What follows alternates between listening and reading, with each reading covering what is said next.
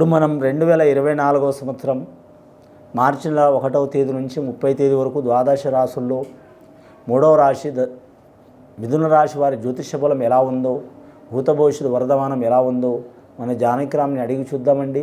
అలాగే ఈ మార్చి నెలలో మహాశివరాత్రి ఘడియ, హోళికా పౌర్ణమి ఘడియ వారి పేరు మీద ఎలా ఉందో మిథున రాశి వారి జాతకం, భూత భవిష్యత్తు వర్ధమానం మన జానకిరామ్ని అడిగి చూద్దామండి.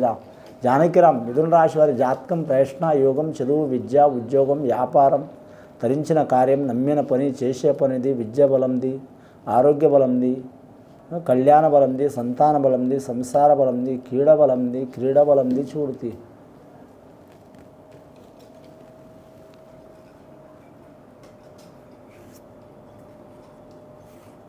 మిథున రాశి వారి జాతకంలో చెప్పాలంటే రాధాకృష్ణులు వచ్చినండి, ఆది దంపతులు శివుడు పార్వతి వచ్చిన వారి పేరు మీద. అలాగే చెప్పాలంటే మాత్రం సీతారామచంద్రుడు వచ్చిండ్రు. అలాగే వారి జాతకంలో షిరిడి సాయిబాబా వచ్చిండు.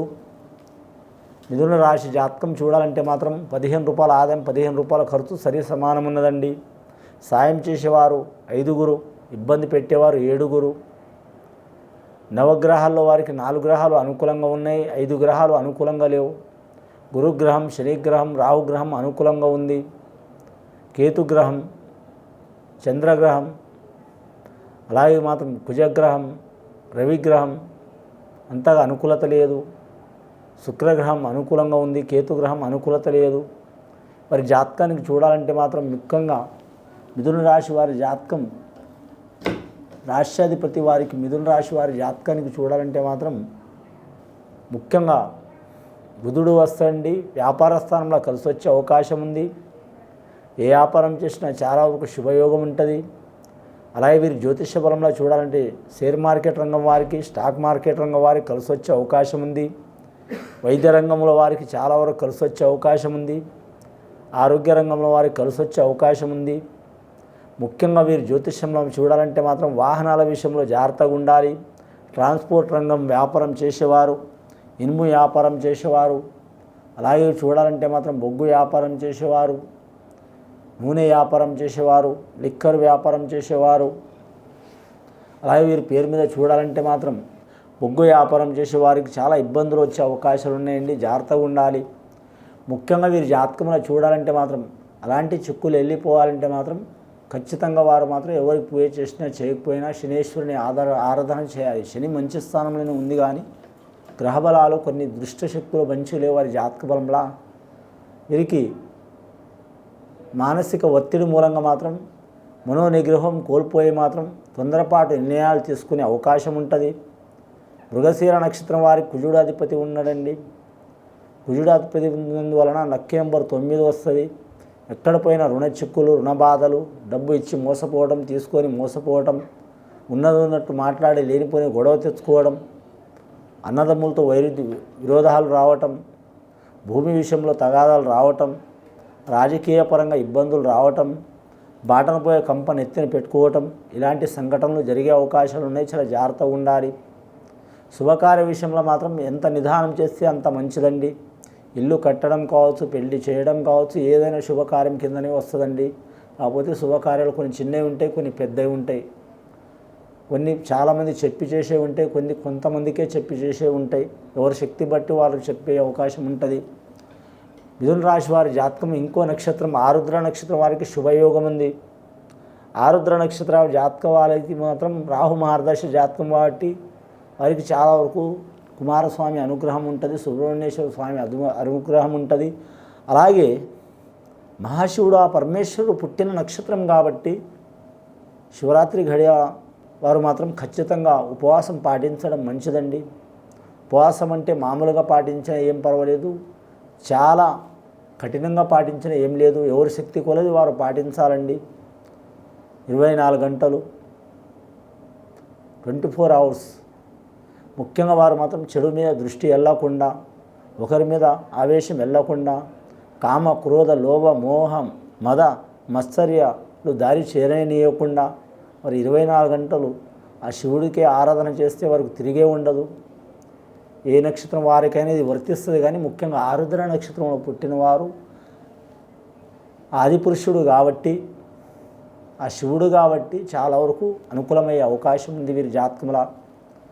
కానీ వీరి జాతకంలో చూడాలంటే మాత్రం విద్యార్థులకు మాత్రం విద్య విషయంలో తిరుగు ఉండదండి, కలిసి వస్తుంది. స్త్రీలకు బాలికలకు అనుకూలంగా ఉంటుంది, బాలలకు కొన్ని ఆటంకాలు వస్తాయి.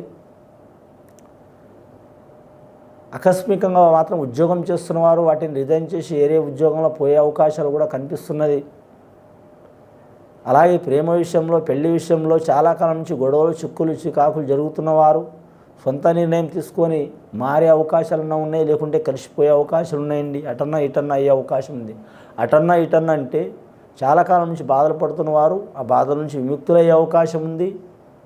దూరమైన వారు దగ్గరవుతారు, దగ్గరుండి ఇబ్బందులు పడుతున్నవారు ఆ ఇబ్బందులను దూరం చేసుకుంటారండి.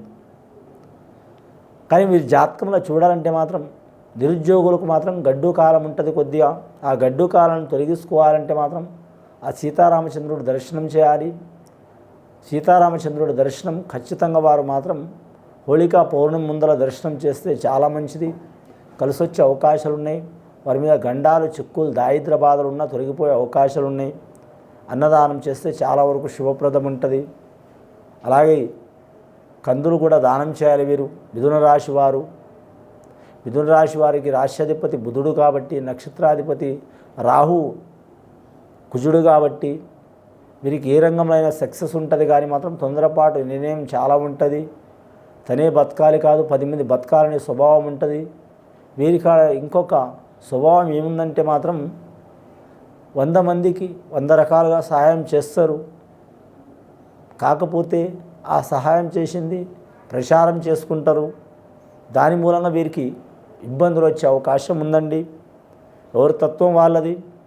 కొందరేమో లక్షలాది కోట్లాది మంది దానం చేసినా కూడా, కుడి చేతిలో దానం చేసినా కూడా ఎడమ చేతితో ఎడమ చేయికి తెలియనియరు. అలాంటిది వీరు అందరికీ మంచి చేస్తారు, చెడు చేయరు. మంచి చేస్తారు కానీ కీర్తి పెంచుకునే కోరిక చాలా ఉంటుంది వీరి కాడ. కీర్తి పెంచుకునే కోరిక మూలంగా ఒక్కొక్కసారి అపశృతి పాలయ్యే అవకాశం ఉంది.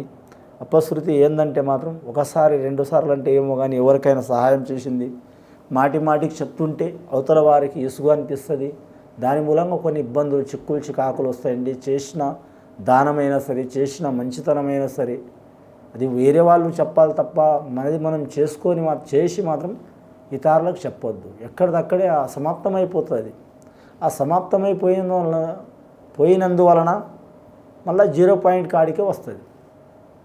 ఆ భగవంతుడు మీ చేత్తో ఒకరికి సాయం చేసేది ఉంది, 10 మందికి సాయం చేసేది ఉంది, 100 మందికి సాయం చేసేది ఉంది, 1000 మందికి రక్షించేది ఉంది, ఒక్కరినన్నా రక్షించేది ఉందని ఆజ్ఞ ఉంటుంది. కాబట్టి శివుడాజ్ఞ లేనిదే చీమైన కుట్టదు. కాబట్టి అలాంటి యోగబలం ఉంటుంది. కాబట్టి కొన్ని విషయాలు అద్భుతాజ్ఞ లేకుండా వారు నిదానంగా నడిస్తే మాత్రం తిరుగు ఉండదండి. వారి మీద ఉన్న చిక్కులు, చికాకులు తొలగిపోతాయండి.